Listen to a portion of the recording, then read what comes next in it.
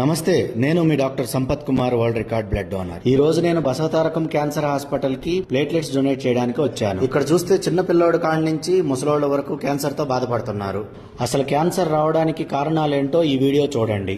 మనం మార్నింగ్ లేచిన దగ్గర నుంచి ఈవినింగ్ పడుకునేదాకా వాడే ప్రతి పదార్థంలోనూ క్యాన్సర్ వచ్చే అవకాశం ఉంది. మార్నింగ్ లేవగానే టిఫిన్ పార్సిల్ తేడానికి వెళ్తారు. వేడివేడి ఇడ్లీ పార్సిల్ చేసేదానికన్నా ముందు దాని మీద ప్లాస్టిక్ కవర్ వేస్తాడు. క్యాన్సర్. ఒకవేళ ఫుడ్ ఇంట్లోనే ప్రిపేర్ చేసుకుని తిందామని ప్లేట్లో పెట్టుకుంటే ఆ ప్లేట్ చైనా ప్లాస్టిక్. క్యాన్సర్. తాగే వాటర్ బాటిల్స్, స్టోర్ చేసే వాటర్ టిన్స్ రెండు ప్లాస్టికే. క్యాన్సర్. సాయంత్రం పూట స్నాక్స్ మంచూరియా తింటారు, దాంట్లో ఒక ఫోర్క్ ఇస్తాడు, ప్లాస్టిక్. క్యాన్సర్. కారాలు, పచ్చళ్ళు, పోపులు ప్లాస్టిక్ డబ్బాలో నిల్వ చేస్తారు.